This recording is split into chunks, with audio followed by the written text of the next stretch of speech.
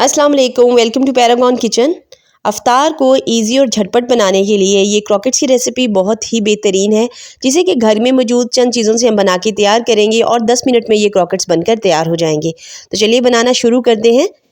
यहाँ पर आपने क्या करना है, सबसे पहले 3 बड़े साइज़ के आलू को बॉईल कर लेना है और उबले हुए आलूओं को कद्दूकश कर लेना है। अब इन आलूओं को साइड पे कर देंगे और दूसरी तरफ चूल्हे के ऊपर रखेंगे पैन को और इसके अंदर 2 टेबलस्पून के करीब कुकिंग ऑयल को शामिल कर देंगे। अब यहाँ पर एक बहुत ही छोटा सा प्याज लेकर उसे फाइन चॉप कर लेंगे। अब यहाँ प्याज को आपने क्या करना है, हल्का सा सौते कर लेना है। सॉफ्ट हो जाएगा तो आपने इसके अंदर एक छोटी सी गाजर को फाइन चॉप करके शामिल कर देना है। गाजर को भी इसी तरह थोड़ी देर के लिए आपने फ्लेम को मीडियम रखते हुए ही थोड़ी देर के लिए कुक कर लेना है और उसके बाद आपने इसी तरह से उतनी ही क्वांटिटी के अंदर एक छोटा टुकड़ा बंद गोभी का लेकर वो भी इसमें शामिल कर देना है। अब यहाँ पर सारी वेजिटेबल्स को इसी तरह बारी बारी डाल करना हमने थोड़ी देर के लिए कुक करना है। सॉफ्ट हो जाने पर थोड़ी सी उसके अंदर शामिल कर देंगे आधा टेबलस्पून कुटी हुई काली मिर्च का, आधा टेबलस्पून कुटी हुई लाल मिर्च डालेंगे, 1 टीस्पून भर के डाल देंगे नमक का।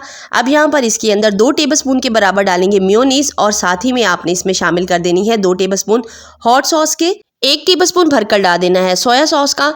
अब इन सभी चीज़ों को अच्छे तरीके से आपने मिक्स कर लेना है और थोड़ी देर के लिए सॉस के साथ ही आपने वेजिटेबल्स को कुक कर लेना है। अब यहाँ पर अच्छे से मिक्स हो जाने के बाद आपने इसमें शामिल कर देने हैं जो हमने आलू कद्दूकश करके रखे हैं ना, वो सारे आलू आपने इसके अंदर डाल देने हैं। अब आलू शामिल करने के बाद आपने अच्छे तरीके से आलू को मिक्स कर लेना है इन सभी इंग्रेडिएंट के साथ। मिक्सिंग के इसी प्रोसेस को कंप्लीट करते हुए आपने इसमें शामिल कर देना है 1 टेबलस्पून के करीब मस्टर्ड पेस्ट और साथ ही में आपने इसके अंदर ऑरिगेनो लीव्स शामिल कर देने हैं खुशबू के लिए, उसका बहुत ही अच्छा फ्लेवर आता है इसमें। अब यहाँ पर इनको डालकर एक बार अच्छे से मिक्स कर लेना है और मिक्स करने के बाद आपने इनको उतार लेना है और किसी बाउल में ट्रांसफ़र कर देना है। अब यहाँ पर आपने इसमें शामिल कर देना है 1 अदद उबला हुआ अंडा, जिसे बारीक कद्दूकश की मदद से इस तरीके से आपने इसके अंदर कद्दूकश करके डाल देना है। इसका बहुत ही ज़बरदस्त फ्लेवर आएगा इसके अंदर और टेस्ट को भी ये इन्हेंस करेगा। तो यहाँ पर इसको शामिल करने के बाद अब आपने इसको अच्छे तरीके से मिक्स कर देना है, एकदम यकजान कर लेना है इन सभी इंग्रेडिएंट को।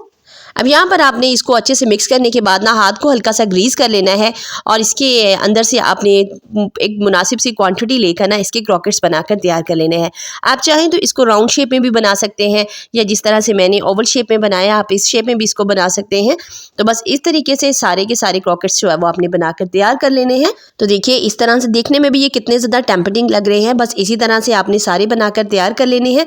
अब इनको कोटिंग करने के लिए आपने क्या करना है, इनकी कोटिंग के लिए आपने एक अलग से बाउल के अंदर 3 टेबलस्पून के करीब मैदा शामिल कर देना है और इसके अंदर 1 टीस्पून के बराबर कश्मीरी लाल मिर्च डाल देनी है, आधा टीस्पून आपने इसमें नमक शामिल कर देना है और पानी के साथ इसका घोल बनाकर तैयार कर लेना है।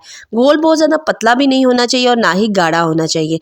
अब आखिर में घोल मिक्स करने के बाद इसमें आपने 1 टेबलस्पून के करीब कुकिंग ऑयल शामिल कर देना है, जिससे ये और भी ज़्यादा क्रंची कोटिंग बनेगी।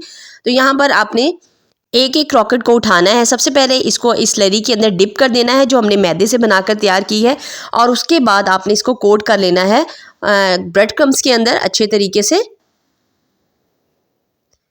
इस तरीके से आपने इनको कोट कर लेना है।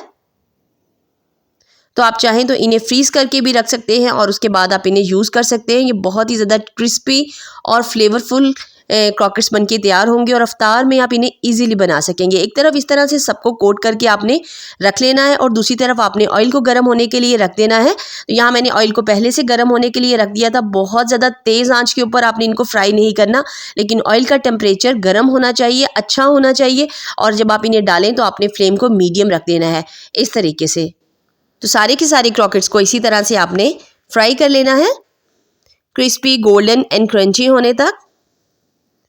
और ये बहुत ही फटाफट से बनके तैयार हो जाते हैं क्योंकि इनके अंदर सारी की सारी चीज़ें कुकड होती हैं और इनको कुक होने में बिल्कुल भी टाइम नहीं लगता। और अफ्तार में इस तरह के इंस्टेंट वाले जो स्नैक्स हैं वो बहुत ही ज़्यादा बेस्ट रहते हैं। तो आपने इनको इस रमज़ान में ज़रूर से एक बार ट्राई करना है, बहुत फ्लेवरफुल बनके तैयार होंगे। तो इस तरह से गोल्डन कलर आ जाने के बाद आपने इनको निकाल लेना है। तो ये मज़ेदार, इजी और टेस्टी वाले क्रॉकेट्स आपने इस रमज़ान में ज़रूर से ट्राई करने हैं। मुझे अपना फीडबैक ज़रूर से देना है। वीडियो अच्छी लगी तो वीडियो को थम्स अप कर दीजिए। इंशाल्लाह ताला फिर मिलेंगे। टिल देन नेक्स्ट वीडियो, तब तक के लिए अल्लाह हाफिज़।